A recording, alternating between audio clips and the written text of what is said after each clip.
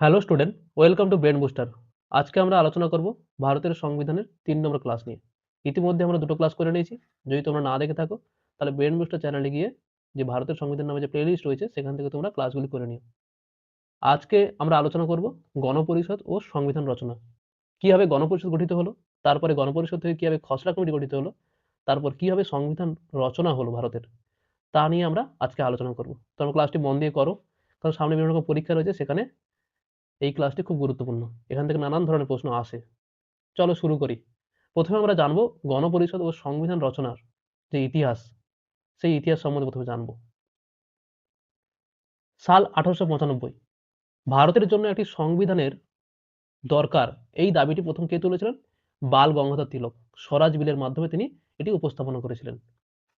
1922 সালে মহাত্মা গান্ধী বলেছিলেন যে ভারতের ভবিষ্যৎ সংবিধান ভারতীয় জনগণের ইচ্ছা অনুসারে প্রণয়ন করা উচিত। 1922 সালে কে বলেছেন? গান্ধীজি বলেছিলেন। 1924 সালে মতিলাল নেহেরু ব্রিটিশ সরকারের কাছে একটি গণপরিষদের দাবি পেশ করেন এবং 1934 সালে ভারতের কমিউনিস্ট আন্দোলনের পথিকৃত এম.এন. রায় অর্থাৎ মানবেন্দ্রনাথ রায় প্রথম আনুষ্ঠানিকভাবে গণপরিষদের দাবি জানান। তার আসল নাম কি ছিল? নরেন্দ্রনাথ ভট্টাচার্য।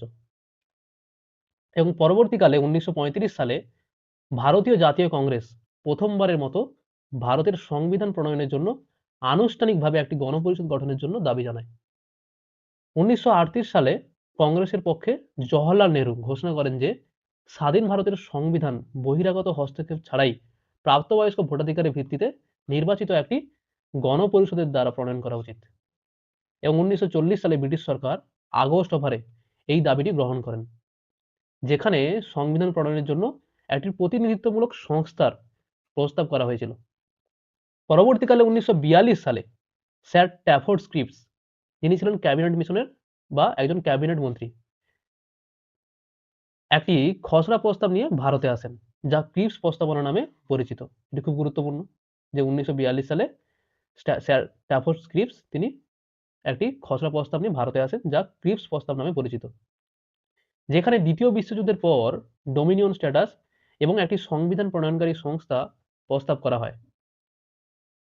দুটি পৃথক স্বায়ত্তশাসিত রাষ্ট্র এবং প্রতিটির জন্য পৃথক গণপরিষদ গঠনের দাবি জানিয়ে মুসলিম লীগ এই প্রস্তাবগুলি প্রত্যাখ্যান করে। এর ফলে কি হয়েছিল? ক্রিপস প্রস্তাব বা ক্রিপস মিশন ব্যর্থ হয়েছিল। পরবর্তীকালে ভারতের সংবিধান রচনার জন্য গণপরিষদ গঠনের উদ্দেশ্যে ব্রিটেনের শ্রমিক সরকার 1946 সালের 24শে মার্চ ক্যাবিনেট মিশন ভারতে প্রেরণ করেন। তার পরবর্তীকালে 1946 সালে কি আসে? 24শে মার্চ ক্যাবিনেট মিশন ভারতে আসে। খুব গুরুত্বপূর্ণ। ক্যাবিনেট মিশনের সদস্যগণ, ক্যাবিনেট মিশনের কজন সদস্য ছিল? 3 জন সদস্য ছিল। কে ছিলেন? কে ছিলেন? স্যার প্যাথিক লরেন্স, তিনি ছিলেন secretary of state for India বা এই মিশনের প্রধান ছিলেন তিনি। স্যার ট্যাফোর্ড স্ক্রিপস এবং এভি আলেকজান্ডার। ওকে। ক্যাবিনেট মিশনের রিপোর্টে যেসব সুপারিশের কথা বলা হয়েছে, ক্যাবিনেট মিশনের রিপোর্টে কিছু সুপারিশের কথা বলা হয়েছে, কিছু কথা বলা হয়েছে। কি বলা রয়েছে? 1 নম্বরে ব্রিটিশ শাসিত ভারত ও আঞ্চলিক রাজ্যগুলিকে নিয়ে একটি যুক্তরাষ্ট্র গঠিত হবে এবং ক্ষমতা বন্টন নীতি গৃহীত হবে। 2 নম্বর ভারতের হিন্দু অধ্যুষিত প্রদেশগুলিকে ক, মুসলিম অধ্যুষিত প্রদেশগুলিকে খ এবং বাংলা আসাম প্রদেশকে গ শ্রেণীভুক্ত করা হবে। 3 নম্বর এই প্রদেশগুলি নির্বাচিত প্রতিনিধিদের নিয়ে ভারতের সংবিধান রচনার জন্য একটি গণপরিষদ গঠিত হবে। 4 নম্বর সাম্প্রদায়িক নীতির ভিত্তিতে গণপরিষদ গঠন ও প্রাদেশিক আইনসভার নির্বাচন হবে। 5 নম্বর কোন প্রদেশ ইচ্ছা করলে নতুন সংবিধান রচনা করতে পারবে। 6 নম্বর এছাড়া নতুন সংবিধান রচনা না হওয়া পর্যন্ত ভারতের প্রধান রাজনৈতিক দল সমূহের প্রতিনিধিদের নিয়ে একটি অন্তর্বর্তী সরকার গঠিত হবে। যে যতক্ষণ না ভারতের সংবিধান রচনা হচ্ছে পুরোপুরিভাবে, তার আগে কি হবে? ভারতের প্রধান রাজনৈতিক দল সমূহকে নিয়ে একটি অন্তর্বর্তী সরকার গঠিত হবে। ক্যাবিনেট মিশনের প্রস্তাব 16 মে 1946 সালে অনুসারে গণপরিষদের আসন সংখ্যা নির্ধারিত করা হয়। কিসের ভিত্তিতে? সাম্প্রদায়িকতার ভিত্তিতে। মোট আসন সংখ্যা নির্ধারিত করা হয় কতজন? 389 জন। তাহলে মোট গণপরিষদের সদস্য সংখ্যা ক্যাবিনেট মিশন অনুযায়ী কতজন নির্ধারণ করা হয়? সেটা হচ্ছে 389 জন। গভর্নর শাসিত প্রদেশ থেকে 292 জন। গভর্নর শাসিত প্রদেশ থেকে 292 জন। এই 292 জনের মধ্যে সাধারণ জনের মধ্য থেকে 210 জন মুসলিমদের জন্য 78 জন, শিখদের জন্য 4 জন এবং চিফ কমিশনার অঞ্চল থেকে অর্থাৎ দিল্লি, আজমির, মারওয়াড়, কুর্গ, ব্রিটিশ বালুচিস্তান থেকে 4 জন এবং দেশীয় রাজ্য থেকে 93 জন। প্রসঙ্গত দেশ ভাগের পর গণপরিষদের সদস্যের সংখ্যা হয়ে দাঁড়ায় কতজন? 299 জন। দেশ ভাগের পর দেশ ভাগ এবং পৃথক গণপরিষদের গঠনের কথা ঘোষণা করা হয় কবে? মাউন্টব্যাটেন প্ল্যান 3 জুন 1947 দ্বারা। গণপরিষদ গঠনের জন্য নির্বাচন হয় 1946 সালের জুলাই মাসে। জনসংখ্যার ভিত্তিতে আসন বন্টন করা হয়। সাধারণত 10 লক্ষ জনসংখ্যাতে একজন করে সদস্য নির্ধারিত হয়। নির্বাচনে ইন্ডিয়ান ন্যাশনাল কংগ্রেস 208টি, অল ইন্ডিয়া মুসলিম লীগ 75টি এবং অন্যান্য ছোট দল ও নির্দল প্রার্থীরা 15টি আসনে জয়ী হয়। সার্বজনীন ভোটাধিকারের ভিত্তিতে এই নির্বাচন কিন্তু হয়নি। কিভাবে হয়েছে?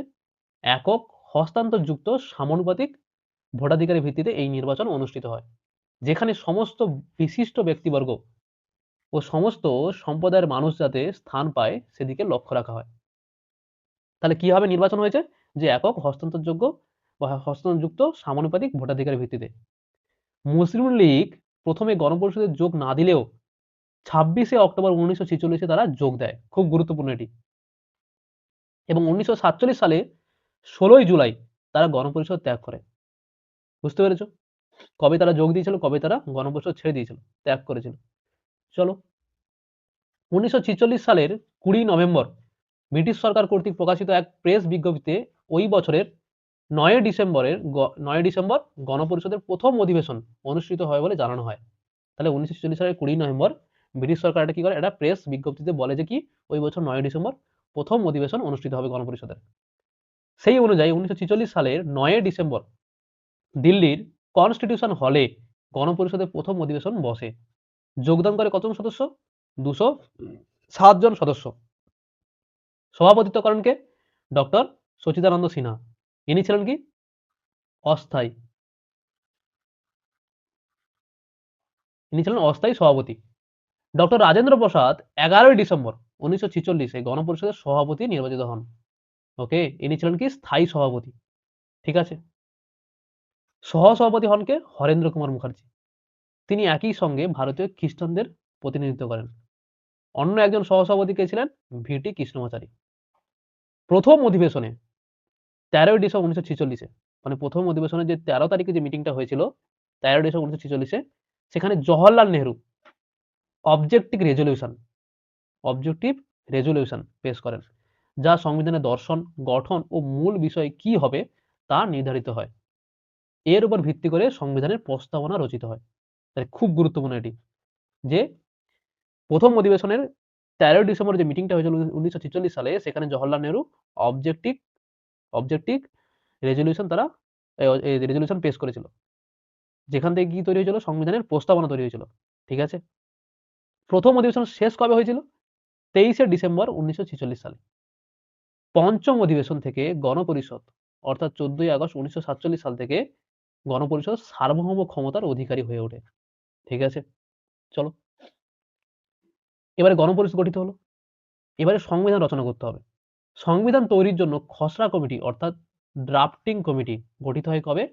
1947 সালের 29 আগস্ট। ওকে, যে সংবিধান তৈরির জন্য খসড়া কমিটি বা ড্রাফটিং কমিটি গঠিত হয় কবে? 1947 সালে 29 আগস্ট। খসড়া কমিটির অধিবেশন কয়টি হয়েছিল? টোটাল 11টি অধিবেশন হয়েছিল। মোট কার্য দিবস কয়টি ছিল? 114 দিন। এই খসড়া কমিটি গঠিত হলো। এর সদস্য কারা ছিল? প্রথমে কে ছিল? ডক্টর বি আর আম্বেদকর, যিনি ছিলেন কি এই খসড়া কমিটির সভাপতি বা চেয়ারম্যান। ঠিক আছে। আর কে কে ছিল? এন গোপালাস্বামী আয়াঙ্গার, কে মুন্সি, মোহাম্মদ শহীদুল্লাহ, এন মাধব রাও, যিনি ছিলেন বিএল মিত্রের জায়গায়, টি কৃষ্ণমাচারী, যিনি ছিলেন ডিপি খৈতার মারা যাওয়ার পর তিনি এই পদে এসেছিলেন। আর কে ছিলেন? আল্লাদি কৃষ্ণস্বামী আয়ার।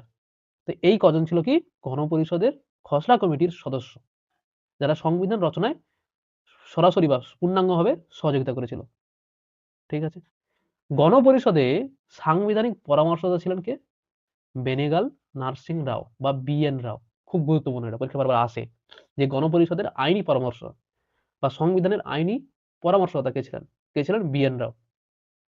চলো, তাহলে খসড়া কমিটি গঠিত হয়ে গেল, সংবিধান রচনা স্টার্ট হয়ে গেল। খসড়া কমিটি খসড়া সংবিধান প্রকাশ করে 21শে ফেব্রুয়ারি 1948 সালে। এরপর ভারতীয় জনগণকে 8 মাস সময় দেওয়া হয় তাদের মতামত দেওয়ার জন্য। এরপর দ্বিতীয় খসড়া তারা প্রকাশ করে কত সালে? অক্টোবর 1948। খসড়া কমিটি প্রাথমিক পর্বে সংবিধানে রাখে কি 315টি ধারা, 13টি তফসিল। চূড়ান্ত পর্বে তারা কি করে 395টি ধারা, 8টি তফসিল এবং 22টি অংশ তারা যুক্ত করে। ঠিক আছে, তাহলে গণপরিষদ যখন রচিত হলো, চূড়ান্ত পর্বে কি হয়েছে, কি দাঁড়ালো? 395টি ধারা, 8টি তফসিল এবং 22টি অংশ। খুব গুরুত্বপূর্ণ, পরীক্ষা আসে যে প্রথমে কয়টি ধারা ছিল, কয়টি তফসিল ছিল, কয়টি অংশ ছিল। গণপরিষদ কর্তৃক সংবিধান গৃহীত হয় কবে? 26 নভেম্বর 1949। এটা বেশি ভেরি ভেরি ইম্পর্টেন্ট, পরীক্ষা বারবার আসে এটা। সবচেয়ে বেশি পরীক্ষা আসা প্রশ্ন পলিটি থেকে, ভারতের সংবিধান থেকে সবচেয়ে বেশি পরীক্ষা আসা প্রশ্ন যে কবে সংবিধান গৃহীত হয় গণপরিষদ কর্তৃক এবং কবে কার্যকর হয়। কবে গৃহীত হয়? 26 নভেম্বর 1949। এবং এই দিন থেকেই নাগরিকত্ব, নির্বাচনের মতন গুরুত্বপূর্ণ 15টি ধারা কার্যকরী হয়। এই দিন স্বাক্ষর করেন কে 284 জন সদস্য। ঠিক আছে, বাকি সংবিধানের অংশ কার্যকরী হয় কবে? 26শে জানুয়ারি 1950। গণপরিষদে জাতীয় পতাকা গ্রহণ করা হয় কবে? 22শে জুলাই 1947 সালে। জাতীয় পতাকার নকশা কে করেন? পিঙ্গালি বেঙ্কাইয়া। জাতীয় সঙ্গীত গৃহীত হয় কবে? 24শে জানুয়ারি 1950। খুব গুরুত্বপূর্ণ কিন্তু এগুলো, ভালো করে পড়বে তোমরা। ক্লাসটা হয়ে গেলে এর পিডিএফটা আমি টেলিগ্রাম গ্রুপে দিয়ে দেবো, তোমরা সেটা দেখে সুন্দর করে রিডিং করবে। 2-3 বার দরকার হলে খাতায় নোট করে নেবে, তার আগে 2-3 বার ক্লাসটা দেখবে ভালো করে। চলো, গণপরিষদ ডক্টর রাজেন্দ্র প্রসাদকে রাষ্ট্রপতি হিসেবে নির্বাচিত করে কবে? 24শে জানুয়ারি 1950 সালে। গণপরিষদের কমিউনিস্ট সদস্য ছিলেন কে? ছিলেন সোমনাথ লাহিড়ী। এটা কোনোটা পরীক্ষায় এসেছিল। সংবিধান তৈরিতে মোট সময় লাগে কত বছর? 2 বছর 11 মাস 18 দিন। মোট খরচ হয় 64 লক্ষ টাকা। মোট কমিটি গঠন করা হয়েছিল গণপরিষদ কয়টি? 22টি। 8টা প্রধান কমিটি ছিল এবং 14টা অপ্রধান বা অস্থায়ী কমিটি ছিল, যেগুলো গুরুত্বপূর্ণ নয় সেগুলো ছিল, দিয়ে টোটাল 22টি কমিটি ছিল। ঠিক আছে, গুরুত্বপূর্ণ কমিটিগুলো আমরা পড়বো এরপরেই। 26শে নভেম্বর 1949 সালের পূর্বে 1935 সালে ভারত শাসন আইন দ্বারা ভারতের শাসন ব্যবস্থা পরিচালিত হতো। মানে সংবিধান কার্যকর হওয়ার আগে বা সংবিধান গৃহীত হওয়ার আগে কি হতো? 1935 সালে ভারত শাসন আইন দ্বারা ভারতের শাসন ব্যবস্থা পরিচালিত হতো। বর্তমানে সংবিধানে কি রয়েছে? 448টি ধারা, 12টি তফসিল, 22টি অংশ রয়েছে। এটা বই অনুযায়ী, বইয়ে এটা লেখা থাকে। ঠিক আছে, কিন্তু বর্তমানে 450 প্লাস ধারা, 12টি তফসিল এবং 25টি অংশ রয়েছে বা 25টি পার্ট রয়েছে। ভারতের আসল সংবিধানটি হাতে লিখেছেন। তাহলে ভারতের আসল সংবিধান কিসে লেখা হয়েছে? হাতে লেখা হয়েছে। কে লিখেছিলেন? প্রেম বিহারী নারায়ণ রাজায়াদা। প্রতিটি পৃষ্ঠায় অনন্যভাবে শান্তিনিকেতনের শিল্পীরা সাজিয়েছিলেন। তাহলে গণপরিষদ বলছি, সংবিধানের প্রথম ভারতের সংবিধানে কিসে লেখা হয়েছিল? হাতে লেখা হয়েছিল। কে লিখেছিলেন? প্রেম বিহারী নারায়ণ রাজায়াদা। এবং প্রতিটি পৃষ্ঠাতে অনন্যভাবে শান্তিনিকেতনের শিল্পীরা তারা কি করেছিল? নকশা করে সাজিয়েছিলেন। কারা কারা করেছিল? বিত্তহর রামমোহন সিনহা এবং নন্দলাল বসুর নেতৃত্বে একটা টিম। চলো, প্রথম লোকসভা নির্বাচন অনুষ্ঠিত হয় কবে? 1951 সাল থেকে ফেব্রুয়ারি 1952 সালের মধ্যবর্তী সময়ে। ভারতীয় সংবিধানের জনক কাকে বলা হয়? Doctor B R. আম্বেদকর। খুব গুরুত্বপূর্ণ এটি। সংবিধান দিবস কবে পালিত হয়? ভারতের সংবিধান গ্রহণের স্মরণে আমাদের দেশে প্রতি বছর 26শে নভেম্বর, কারণ 26শে নভেম্বর কি হয়েছিল? সংবিধান গৃহীত হয়েছিল গণপরিষদ কর্তৃক। এই 26শে নভেম্বর দিনটিকে কি করা হয়? সংবিধান দিবস হিসেবে পালিত করা হয়। ঠিক আছে, 1949 সালের 26শে নভেম্বর ভারতের গণপরিষদ ভারতের সংবিধান গ্রহণ করে এবং যা 1950 সালের 26শে জানুয়ারি থেকে যা কার্যকর হয় এই সংবিধান। এই দুটো প্রশ্ন পরীক্ষায় বারবার আসে যে কবে কার্যকর হয়, কবে গৃহীত হয়। সবচেয়ে বেশি আসা প্রশ্ন সংবিধান, সেটা হচ্ছে এই দুটো প্রশ্ন। চলো, দুর্গাদাস বসু ছিলেন কি? একজন ভারতীয় আইনবিদ এবং আইনজীবী। তিনি 1950 সালে ভারতের সংবিধান সম্পর্কিত মন্তব্য এবং ভারতীয় সাংবিধানিক আইন সম্পর্কিত কেসবুক লিখেছেন। Government of India act was the biggest source for the constitution of India. যে ভারতের যে সংবিধান, সেই সংবিধানের সবচেয়ে বিগেস্ট সোর্স কি? Government of India act, Bharat শাসন আইন। চলো, সংবিধান কার্য করার জন্য 26শে জানুয়ারি দিনটিকে বিশেষভাবে বেছে নেওয়া হয়। কারণ কি?